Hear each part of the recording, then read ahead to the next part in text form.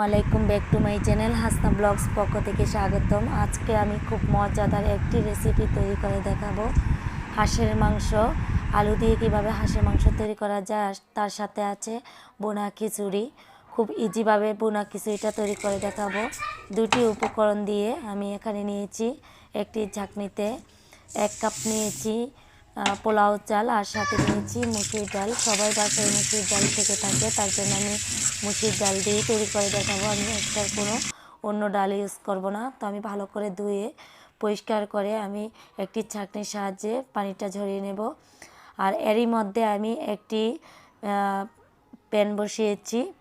আমি একটি চুলাতে একটি প্যান বসিয়েছি, আর পাশের চুলায় বসিয়েছি একটি হাঁড়ি।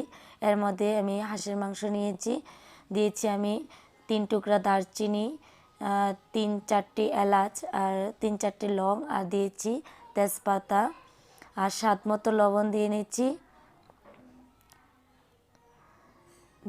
আমি এখানে 1.5 চামচ ধনিয়া গুঁড়া,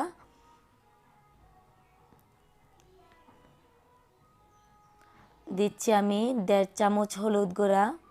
যেহেতু আমার হাঁসের মাংস, তার জন্য সব মশলা একটু বেশি পরিমাণ দিতে হবে। দিচ্ছি আমি 1 চামচ ভাজা জিরা গুঁড়া। আমি পরে আবার দিয়ে নেব, তার জন্য 1 চামচ দিয়েছি। আর দিচ্ছি আমি 1.5 চামচ মরিচের গুঁড়া। আপনি ঝাল যে যেমন পছন্দ করেন সে অনুযায়ী দিয়ে নেবেন। আর দিচ্ছি আমি গরম মশলা। আমি এটা বাসায় তৈরি করে নিয়েছি। এই মশলাটা সব মাংসের মধ্যে অ্যাড করা যায়। আর দিচ্ছি আমি এখানে সয়াবিন তেল 1 টেবিল চামচ। দিচ্ছি আমি 1 কাপ পরিমাণ পেঁয়াজ কুচি।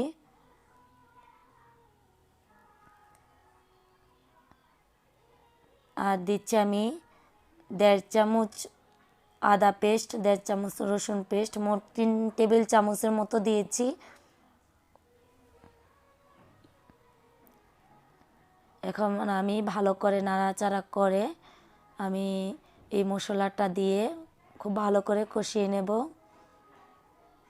আমি মশলার সাথে ভালো করে এটাকে মিক্স করে নিচ্ছি। আপনি চাইলে হাত দিয়েও ভালো করে ম্যারিনেট করে নিতে পারেন। তো আমি একটি পেঁচার সাহায্যে আমি ভালো করে মিক্স করে নিয়েছি। তো আমি এখন ঢেকে দিচ্ছি। ঢেকে আমি চুলার আঁচটা মিডিয়াম করে আমি এটাকে ভালো করে কষিয়ে নেব।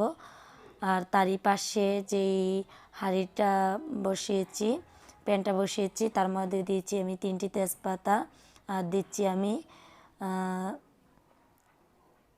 আস্তা জিরা দিয়ে আমি একটু হালকা ভেজে নেব। তো এখানে দিচ্ছি আমি পর্যাপ্ত পরিমাণ তেল। আমি তেলটা বেশি অ্যাড করব না, আমি অল্প তেল দিয়েই রান্না করব, তা স্বাস্থ্যের জন্য ভালো। তো আমি এখানে দিচ্ছি পেঁয়াজ কুচি 1/2 কাপ দিয়ে আমি ভালো করে একটু নাড়াচাড়া করে ব্রাউন কালার করে নেব। আর এই খিচুড়িটা আপনি খুব সহজেই তৈরি করে নিতে পারেন। আপনি অনেক সময় দেখা যাচ্ছে সকালে নাস্তা তৈরি করতে প্রত্যেক সময় একই নাস্তা ভালো লাগে না, তাই আপনি এই খিচুড়িটা ডিম ভাজির সাথেও পরিবেশন করে নিতে পারেন। তো আমি পেঁয়াজের সাথে দিয়েছি এখানে 3 টুকরা দারচিনি, আর দিয়েছি আমি 3টি লং, দিয়েছি 2টি এলাচ দিয়ে আমি একটু ভেজে নিচ্ছি।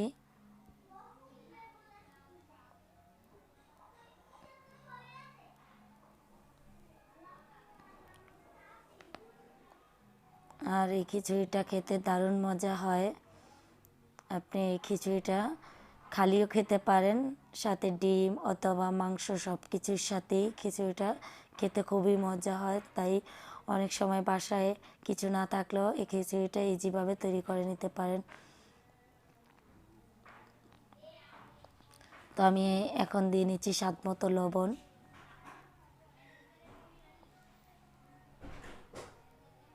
আমি খুব অল্প মশলা দিয়ে আর একদম অল্প উপকরণ দিয়ে এই খিচুড়িটা তৈরি করে নিচ্ছি। দিয়ে নিচ্ছি এখানে 2টি কাঁচামরিচ, আর দিচ্ছি আমি 1 চামচের মতো ধনিয়া গুঁড়া, দিচ্ছি আমি 1 চামচ মরিচের গুঁড়া। আমি জালটা বেশি দেব না, কারণ আমার বেবিরা খাবে, তার জন্য জালটা কম দিয়েছি। 1 চামচ হলুদ গুঁড়া, আর দিচ্ছি আমি ভাজা জিরা গুঁড়া 1 চামচ। দিয়ে আমি একটু নাড়াচাড়া করে মশলাটাকে কষিয়ে নিচ্ছি।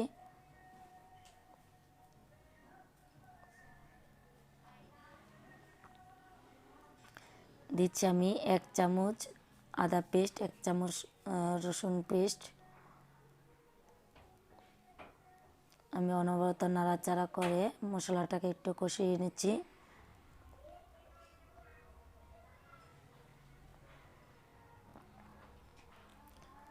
আমি অল্প পরিমাণ পানি দিয়েছি, দিয়ে আমি মশলাটাকে খুব ভালো করে মিক্স করে কষিয়ে নিচ্ছি। আর সাথে যে চুলাতে আমি হাঁসের মাংস বসিয়েছি সেটাও আমি কষানো অবস্থা দেখিয়ে দিচ্ছি। আমি একটু নাড়াচাড়া করে নিচ্ছি। আমি দুটি রান্নাই খুব অল্প তেলে রান্না করে নিচ্ছি। আমি আবারও ঢাকনা দিয়ে ঢেকে দিচ্ছি আমার মাংসটা কষানোর জন্য। আর এদিক দিয়ে আমার আরেকটি চুলাতে যে খিচুড়ির জন্য মশলাটা কষানোর জন্য রেখে দিয়েছিলাম, সেটা কষানো হয়ে গেছে। এর মধ্যে আমি ধুয়ে রাখা চাল আর ডাল একসাথে মিক্স করে নিয়ে ধুয়ে রেখেছিলাম, সেটা দিয়ে দিয়েছি। দিয়ে আমি ভালো করে একটু মশলার সাথে মিক্স করে ভেজে নেব।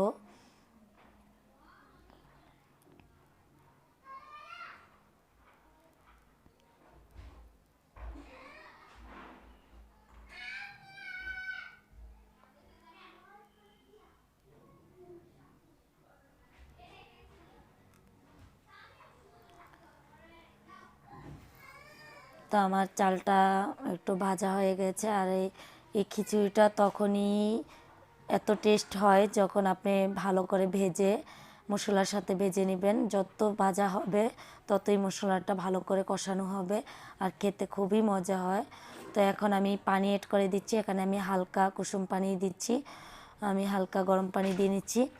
আর এখানে আমি যেহেতু আমার এখানে চাল আর ডাল 2 কাপ, তার জন্য আমি দিয়েছি 4 কাপ, মানে দ্বিগুণ আমি 4 কাপ পানি দিয়েছি।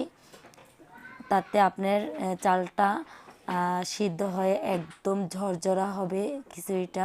তার জন্য আপনি পানির পরিমাণটা একদম পারফেক্ট রাখার চেষ্টা করবেন। তো এদিকে আমার হাঁসের মাংসটাও কষানো হয়ে গেছে।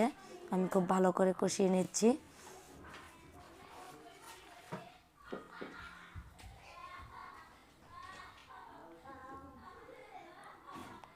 তো এখন আমি কিছু আলু অ্যাড করে দিচ্ছি।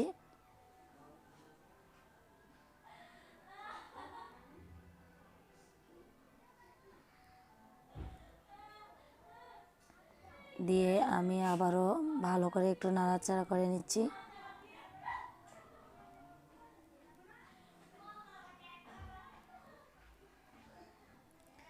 আমি ঢাকনা দিয়ে রেখে দিয়েছি, আমি অপেক্ষা করব আমার আলু আর মাংসটা কষানো হওয়া পর্যন্ত। তো আমি আলুটা ভালো করে কষিয়ে নিয়েছি। এখন আমি এখানে 2 কাপের মতো পানি অ্যাড করে দিচ্ছি। আমি এটাকে আজকে ঝোল রাখবো, তার জন্য আমি পানি অ্যাড করে দিয়েছি। আপনি চাইলেও এটাকে ভুনা করে নিতে পারেন। তো যেহেতু ভুনা খিচুড়ির সাথে একটু ঝোল ঝোল তরকারি খেতে খুব স্বাদ হয়, তার জন্য আমি এখানে 2 কাপ পরিমাণ পানি দিয়ে আমি একটু সিদ্ধ হওয়া পর্যন্ত অপেক্ষা করব। আর আমার মাংসটা একটু ঝোল টাইপের রাখবো, তার জন্য আমি 2 কাপ পানি দিয়েছি। আপনি যে কম পছন্দ করেন সেই অনুযায়ী পানি অ্যাড করতে পারেন। তো এখন আমি ঢাকনা দিয়ে অপেক্ষা করব আমার মাংসটা সিদ্ধ হওয়ার জন্য। আর এদিকে আমার খিচুড়িটা সিদ্ধ হয়ে গেছে। আর এর মধ্যে দিয়ে দিচ্ছি আমি 1 চামচের মতো কেওড়া জল, দিয়ে নিচ্ছি আমি ঘি। আপনি এটা চাইলে অ্যাড করতে পারেন, নাও অ্যাড করতে পারেন। তো ঘিটা দেওয়ার কারণে ভালো একটা ফ্লেভার আসে। দিয়ে আমি এটাকে একটু নাড়াচাড়া করে নিচ্ছি। একদম পারফেক্ট ভাবে খিচুড়িটা তৈরি হয়ে গেছে আর একদম ঝরঝরা হয়েছে। এখন আমি দমে দিয়ে দেব। এর মধ্যে আপনি চাইলে পেঁয়াজ বেরেস্তা অ্যাড করতে পারেন, তো আমি পেঁয়াজ বেরেস্তা অ্যাড করিনি। তা আমি ঢাকনা দিয়ে ঢেকে আমি কিছুক্ষণের জন্য রেখে দিয়েছিলাম। তো ভিউয়ার্স, আমি পরিবেশন করে নিয়েছি। আমার দুটো রান্নাই কমপ্লিট হয়ে গেছে, দেখতেই পাচ্ছেন। খেতে খুবই অসাধারণ হয়েছে।